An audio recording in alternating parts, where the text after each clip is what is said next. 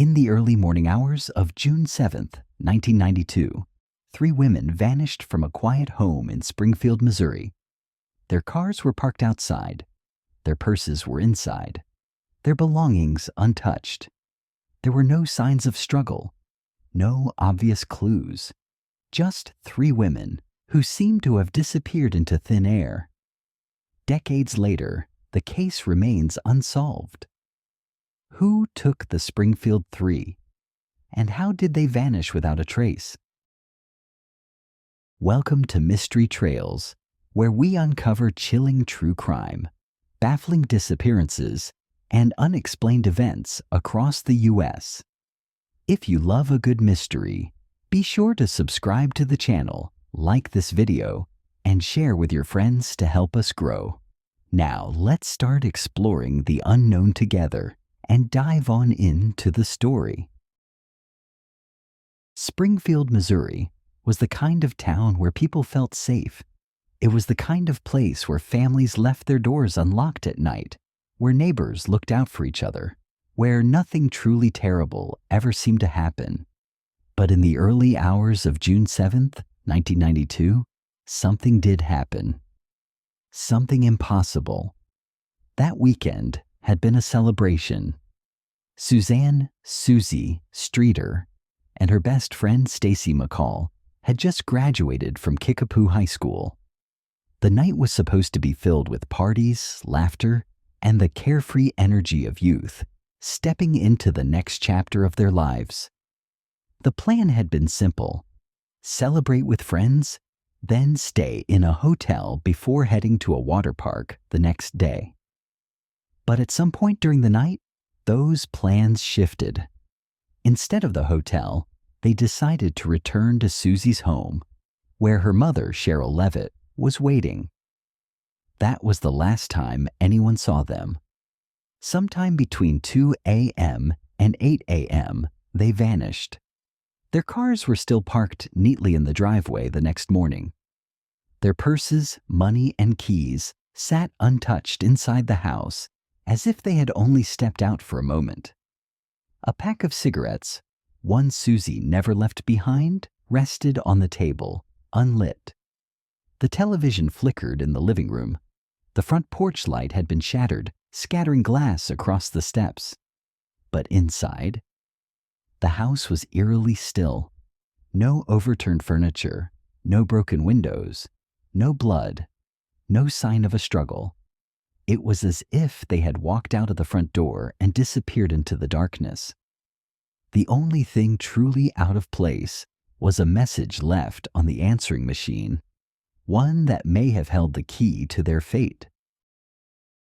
The first sign that something was wrong came early that morning when Suzie and Stacy's friends arrived, expecting to pick them up for their planned trip. They knocked. They waited. But no one answered. The house was unlocked. When they stepped inside, nothing seemed immediately alarming. Everything looked too normal.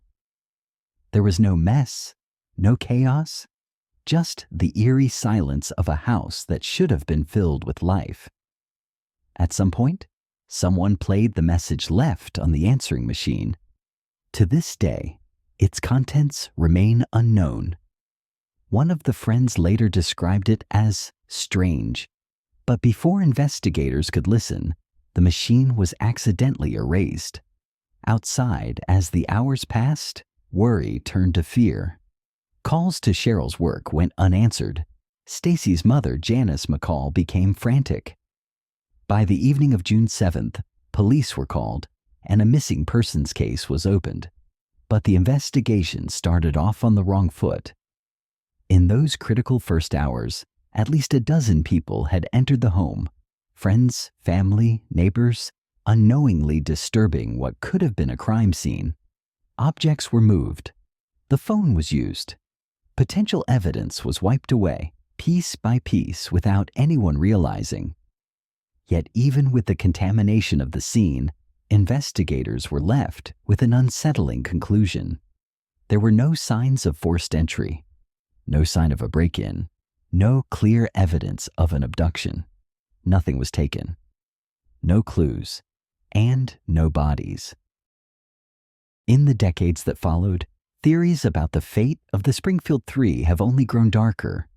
Some believe that someone walked into that house in the middle of the night, someone they knew, someone they trusted.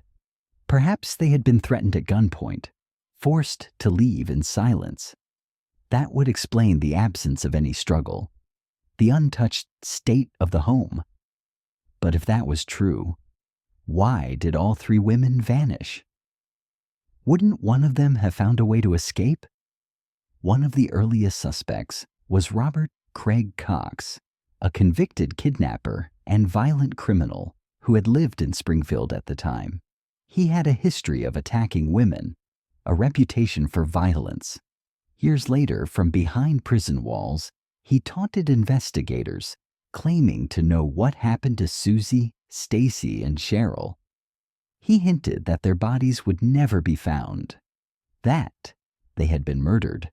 But without evidence, without bodies, there was nothing police could do.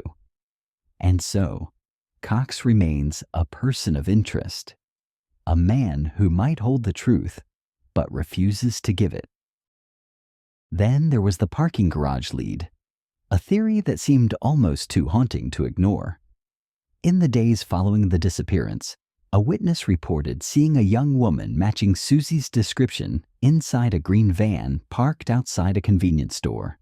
She looked distressed, her face pale, her body tense. The driver, a man, sat beside her. Every time she tried to speak, he cut her off.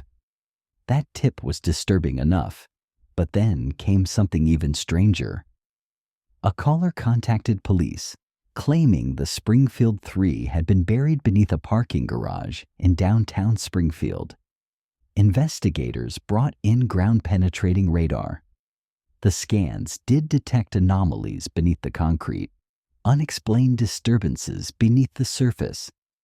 But officials decided it wasn't enough evidence to justify excavation. And so the concrete was never broken. The ground was never searched.